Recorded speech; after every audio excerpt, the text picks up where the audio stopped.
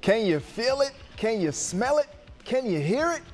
Yeah, that's the sound of opening day. It's so close. So what can we look forward to from the Reds this season? We'll ask Mo Egger. Plus, She wants to make something of herself, and I think she's gonna do great things.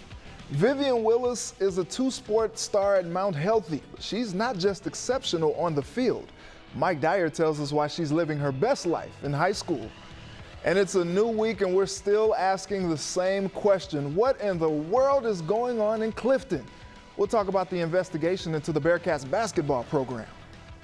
From WCPO 9 Sports, this is Sports of All Sorts. What up? Welcome to Sports of All Sorts. I'm Reggie Wilson. Things are heating up at UC, but not for any reasons the school is proud of. A lot of uncertainty right now regarding the basketball team. We'll get to that in a bit, and also have a conversation with Travis Steele about the state of the Musketeers. But first, we are just days away from opening day, and it looks like the Reds have a solution to their problem in the infield. General Manager Nick Krall says it looks like it will be Eugenio Suarez as the team's everyday shortstop. I feel good about it. I mean, he's played well. He's moved really well at short. He's made all the plays in the field. He's done everything you need him to do, and I'm excited about it, actually. The Reds fall to the Brewers 7-1 in spring training action today, and for those keeping track at home, the Reds are 7-19 this spring. Last game before opening day tomorrow against the Mariners at 3 p.m. All right, my first guest is none other than Mo Egger. Hear him on the airwaves every day on ESPN 1530. Mo, how excited are you for opening day? I'm excited for opening day for a lot of different reasons, many of which have nothing to do with baseball. We didn't have opening day last year, and certainly we all hope that 2022's opening day is opening day the way we all know it. But the fact that we will have fans at the ballpark, the fact that things will be a little bit more festive than they were on July 24th last year when the season started, I'm excited for that, but I'm excited for the season. Look, the Reds have a shot. I don't think if I was compelled to pick who's going to win the division, I don't think I would say the Cincinnati Reds, but I think more of their chances than most people do. I think this is the guts of a team that we thought before last season had a chance to be really good. Obviously, they're without Trevor Bauer. Obviously, they're without a couple of major pieces in last year's bullpen. And obviously, we don't know how much of an offensive turnaround we're going to see, if we see one at all. But they still have really good starting pitching, and they have some guys that if they had quality seasons at the plate, it wouldn't be surprising. So, yes, I'm excited for baseball reasons, but the main thing for me, though, is we're getting opening day. We're going to have a season. And while there won't be 43,000 people at Great American Ballpark anytime soon, it's not that far-fetched to think about sitting in the right field moon deck with a cold one in my hand at some point soon. I can dig it. Geno came into spring training lean, and now it looks like he'll be playing a new position. How do you like this Reds infield with him at short? I like it because, let's be honest, none of the other options that we were entertaining at shortstop were ideal, right? And frankly, this situation is maybe less than ideal because, ideally they would have gone and gotten a shortstop. They didn't. Kyle Farmer has logged more big league innings behind the plate than at shortstop. Jose Garcia, from an offensive standpoint, wasn't ready. D. Strange Gordon hasn't played the position on a full-time basis in 8 years. So I like the fact it's not exactly outside the box. Eugenio Suarez has played over 600 games as a pro at shortstop. But what I like about it is I think it's enhancing what this team might do best, which is score runs. And does it come at the expense of their defense? Yes. But I would rather just try to outscore people, play the best everyday 8 that I can. The thing that I like, though, most is that it opens the door for Jonathan India to play second base. And I think, if anything, we should all be really encouraged by the fact that their first-round pick from 2018 looks the part, both offensively and defensively. And if moving Eugenio Suarez to a position that he hasn't played in a while, gets another bat, gets a high-end prospect at regular playing time, and makes the team better, I don't know how anybody could be against that. Mo, are you concerned about the pitching staff? A lot of questions there.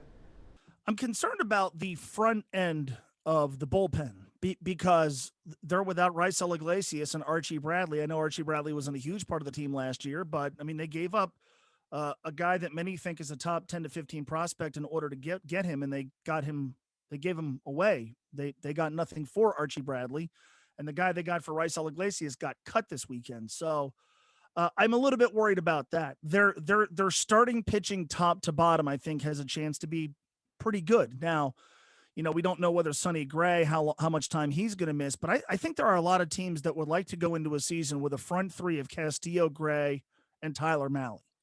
And then after that, you're kind of hoping for Wade Miley, what you hoped for last year but didn't get, which is a return to form. What I like about their starting pitching, though, is, and maybe with the possible exception of Miley, who they did give $16 million to, we've seen the Reds have to fill the rotation with retreads. Scott Feldman pitched on opening day one year, Jason Marquis, guys like that. There's none of that. There's some high-end guys. Tyler Mahle had a really good year last year. And to fill out that last spot, when you're talking about the likes of Michael Lorenzen or TJ Antone eventually filling that role, that's pretty good. And one of those guys, maybe both, we'll see how things play out. One of those guys is going to end up in the bullpen. TJ Antone had a really good year last year. Michael Lorenzen, in the second month of the season, I thought threw the ball pretty well. So you always get worried when you see a guy who was your opening day starter last year have to miss time with Sonny Gray, and that's obviously not a good omen.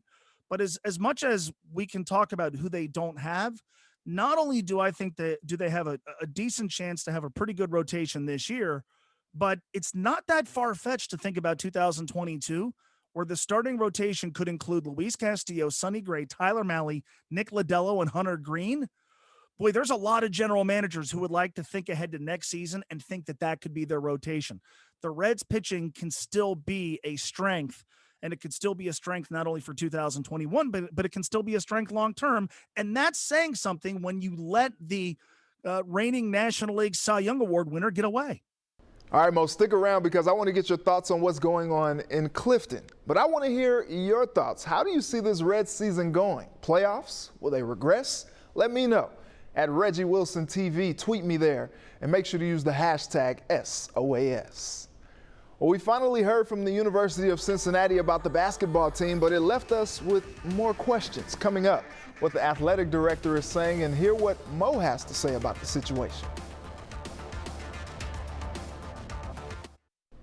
Welcome back. A lot of speculation with the Bearcats basketball program right now, and this weekend the school's silence was broken, but still left quite a bit unclear. The school released a statement Friday morning saying, quote, "The University of Cincinnati, in conjunction with independent fact finders, will commence a review of allegations related to its men's basketball program."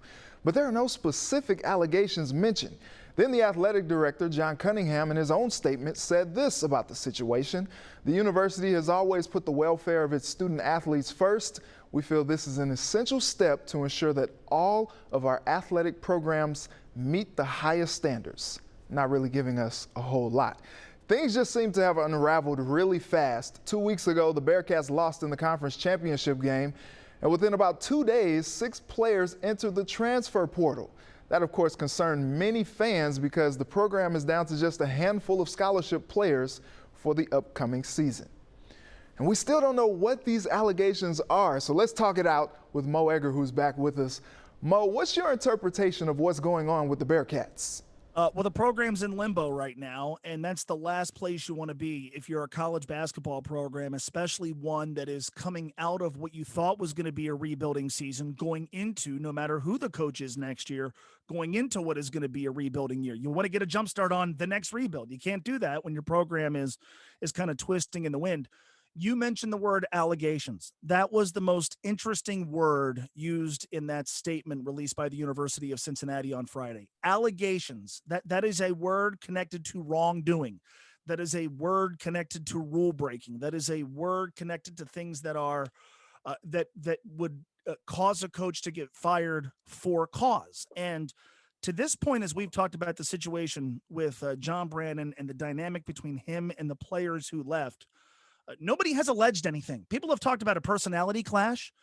People have talked about, maybe the coaches weren't quite as in touch with the players as the players would have liked, but nothing that rose to the level where you thought that John Brannen is abusive, that he's doing something wrong, that he's running his program afoul of the NCAA rule book. None of that. But when you see the word allegations, that suggests to me that they are looking into wrongdoing that would, if a coach was guilty of said wrongdoing, allow the school to move on from him without paying him what he's earned. I don't know that that's the case. So, Mo, we got 6 players in the transfer portal, a strength coach who's now one and done. Considering what we've heard about the culture, which isn't much, what's your gut tell you about the future of John Brannen at UC? My gut tells me, and this is a guess, it's not based on anything that I know or anything that anybody has told me, but when anything shy of a statement that read, John Brannen is our coach, I think just you're left to interpret that somebody's trying to find a reason why he's not going to be the head coach, right? And I'm not even sure a statement definitively saying that he is going to be UC's head coach moving forward. I'm not even sure that would have completely closed the door on this particular situation. When you see statements like the one we saw on Friday, in which the school says effectively, we're looking into our basketball program, more often than not, that ends badly for somebody. And I think more often than not, that ends badly for the head coach. So the amount of quiet from a week ago Friday, when the story in The Athletic came out, sort of documenting why some of the players and their parents were unhappy with Coach Brannen, the amount of silence from then until Friday leads me to believe that the University of Cincinnati is exploring its options in terms of how it can separate itself from John Brannen, how much it might cost, what the legal concerns might be. I could be dead wrong on this, but I don't know how, if you've been following this, UC had a chance to end this on Friday and they didn't. And there's a reason why. You don't know what it is. I don't know what it is. There's a reason why. And as long as this continues, I don't know how you assume that John's coming back, which I hate because I like him a lot. And I think he's a good basketball coach. And I hate that his tenure at UC could end with his professional reputation being dirtied. But that's where we are. This will no doubt be an interesting week over in Clifton. Mo, I know we both will be keeping a close eye on that situation, but as always, I appreciate you taking the time. Reggie, it's a pleasure. Thank you. Meanwhile, at the school across town, just some regular old off-season preparation. Coming up, we'll go one-on-one with head coach Travis Steele. Welcome back. Spring is a busy time of year for any high school senior. WCPO sports reporter Mike Dyer explains how one student athlete is savoring her last few months of high school. Mount Healthy senior Vivian Willis can't stop smiling. The softball and soccer standout has thoroughly enjoyed her high school experience. Mount Healthy has been a good community. All of the teachers are so supportive. All of my mentors, counselors, they've always been so supportive of what I've done. Willis has accomplished plenty. She is ranked near the top of her class with above a 4.0 grade point average. She is taking advanced placement in honors classes. That was a good catch, Ivan. She also is earning college credits while still in high school. Go one more game. Those credits will be applied toward Mount St. Joseph University, where she will play soccer. She knows she wants to make something of herself, and I think she's gonna do great things.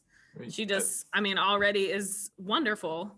So I think it's just going to progress from here. Willis also is involved in 2 school band groups, National Honor Society, student government, and volunteering opportunities. She's definitely one of those extraordinary kids that does everything, goes kind of above and beyond what's asked from her. Willis likes to say she is involved in everything the school offers. She wouldn't have it any other way. I'm trying to live life to the fullest. So why not join all these clubs? Why not have fun doing it? I'm really trying to just make all the memories that I can within these last few months, because I know time is going really, really fast. Mike Dyer, WCPO 9 Sports. Thanks, Mike. Switching gears back to hoops, I'm pleased to be joined by Xavier head coach Travis Steele, who just completed his 3rd season leading the Musketeers. Coach, thanks so much for taking the time. A very tough season for you guys with all the stops and starts. What will you remember most about this past season? I think just the sacrifice that our guys had to make. I mean, we had one young man go in quarantine 5 times, and he never had it. He never even got COVID-19, and people have no idea kind of what our guys were going through on a daily basis, right? There's the daily testing that we had, whether it was, how we had to conduct practices when we could have practices. You stopped practice for almost a month straight during the middle of the Big East season. We weren't able to work out our guys or anything. So it was odd, man. But at the same time, man, I was just really proud of our guys, man. I don't think they ever lost the fight. And they kept on pushing, they kept on competing. But again, I always say this, I love the Albert Einstein quote, adversity introduces a man to himself, right? And you find out what you're really made of and who you really are when you go through moments like that. Xavier missed out on the NCAA tournament for the 3rd straight year. You're an Indiana guy. How tough is it for you to see the dance happening in your neck of the woods and your team not a part of it? Yeah, it's disappointing. I feel bad for our guys because I felt like we were good enough to be in it. I really did. And then we got hit with an injury bug and obviously the COVID-19 stuff. But it is what it is, man. You got to use it as motivation. That's what I've been telling all of our guys, man. Like the same feeling that we had on Selection Sunday, we have to have in the middle of July, right? That pain and that feeling can never go away. We got to use it as a motivation piece, and we got to use it to make us better. We need to have a huge offseason of development here to get to where we want to go. Coach, do you feel any pressure at all to make the tournament and start to win some games in it? Yeah, no pressure. I mean, I think, man, that the outside world's always in panic mode. I think that's the way everybody is. But, we just work hard. We're going to do things the right way. It's worked for a long, long time here at Xavier. I've been fortunate to work underneath some really, really good guys. And we believe in what we're doing. And, man, I feel like we're heading in the right direction. There's no question. And, man, we're excited, to get the season rolling here. This upcoming season will be here before you know it. And several players won't be at Xavier next season. Kiki Tandy, CJ Wilcher, Daniel Ramsey, Jason Carter into the transfer portal. How will the program be affected by those guys leaving? Yeah, it's an interesting time in college basketball, man. It's with the immediate eligibility, it's hard. I mean, there's only 200 minutes. There's only one basketball. Everybody wants to play. Everybody wants to score. Everybody wants to shoot. And it's difficult. So you got to make choices, right? Your roster management is extremely important in these weeks here in the spring. They'll set yourself up for next year, right? And there's obviously a lot of talented guys. I think you're going to see more transfers than ever just because of the circumstances. Then you also got the seniors who could come back and use that extra year of eligibility if they would like to. So you got all this kind of like happening all at once, and it's a mess. I mean, but it's fun. You got to embrace it. You got to have a great pulse on what's going on with your players, on what's going on outside, like in the transfer portal, who's coming in from other schools, and you got to really sift through it and see who's a good fit and who's not. We're going to recruit on a need basis and not a want basis here at Xavier because that'll protect us against the transfer. Coach, one of your assistant coaches, Ben Johnson, left to take the head coaching job at his alma mater, Minnesota. How big of a loss is this? Yeah, number one, I'm absolutely ecstatic for Ben. He deserves it. He's going to do a great job. He's a great human being, works hard. He was really good for us. I mean, it's funny, man, my phone hasn't stopped buzzing, it seems like, since it got announced he was going to Minnesota. So we're going to have a lot of good options. And I think it just speaks volumes to our program. I think the respect level that people have for Xavier, for what we do here. A lot of places want to emulate what we do and what we've done in order to have sustained success and create that culture. So couldn't be more happy for Ben. And then we also lost Matthew Graves, who was our special assistant. He's now the associate head coach at Indiana State, back home for him. And Matthew was great for us as well, man. But again, I think, it speaks to the volumes of the respect I think a lot of people have for our program here at Xavier. And lastly, I know you're itching to get back going. How eager are you to get to next season, and what are your expectations for 2021? Our expectation is going to win the Big East. and that's where it starts, right? That's never going to change. I think we got a really talented young roster.